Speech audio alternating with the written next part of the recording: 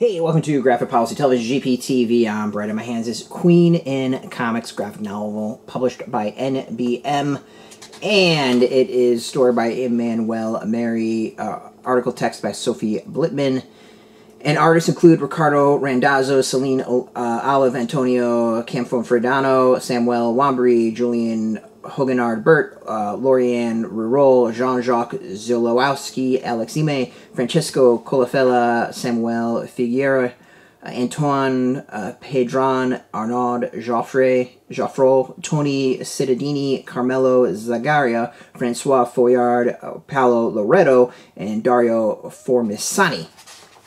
That is a lot. And then Endsheets by Enzo Gosselin. Alright, so Queen.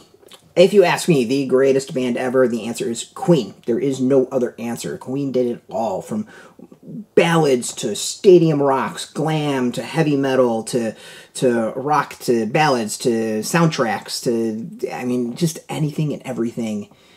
They did it. Queen was an amazing band, continues to be still an amazing band, and I've seen them multiple times live, and never with Freddie Mercury, but I have never been disappointed. They are, to me, just still performers to this day, and they rock, is the best way of putting it. So Queen in comics goes throughout the history of Queen. It is from the humble beginnings to early days of Freddie Mercury, to him meeting what would be the fellow members of Queen, to Freddie's death, and the band triumphing on and continuing. It is good, it's bad, it's got the good, it's got the bad. I think a lot of it feels very truthful. Obviously it's a band I think protects its image very well, and I think some of the probably more rough spots aren't covered.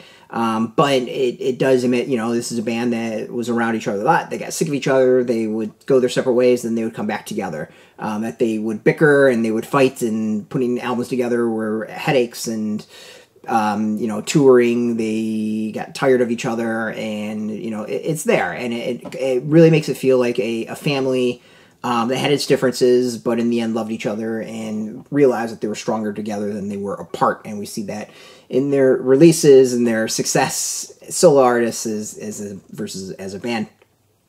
But really, I mean, this kind of goes through the history of Queen. Really focused on their album releases and how those did and how those were received, their touring, some of the controversy. For example, they're playing South Africa, to their triumphant return with Live Aid, and really kind of their influences since then. What's really neat is that each of these chapters is done by different artists, and in between the chapters is text, kind of going back over the basics of that event, and then giving a little bit more info about that time period. So you get a lot of different art styles, a lot of different eras, all celebrating Queen. And, here's some of the text example of that. I loved it. I absolutely, think this is fantastic, and I think it's a really nice place to start to learn about the band. Do I think it's, a warts and all take? No. It's not quite there. But, it does, it does feel like there is a lot of research. There is a lot of focus on really what the band was doing on the albums, and I think that's kind of the interesting aspect of this, is it really kind of looks at the styles and how they try to reinvent themselves and how they really kind of changed from album to album, and where things went wrong.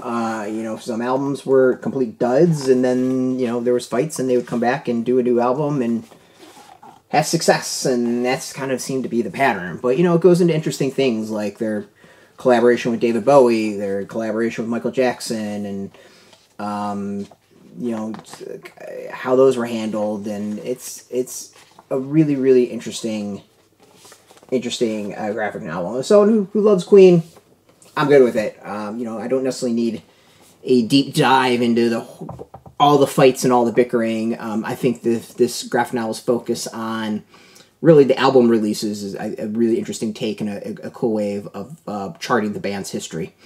So you want the basics of Queen. If you want to learn about the band, its releases, its influences, and kind of the times that they flowed through, the decades that they flowed through. You can check this out, and it's well worth it. You can go get this in comic shops. We got a link beneath this video. Put it in your zip code. Tell the comic shops near you. No shop, no problem. We do have some links where you can purchase your own. There'll be affiliate links, so we do get a small percentage by doing that to support our site. So thank you for that. And speaking of support, I want to thank NBM for hooking us up with this review copy. And of course, thank you all for watching.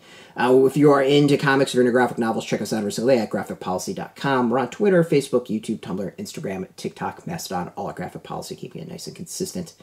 Until next time, keep rocking. Keep it geeky.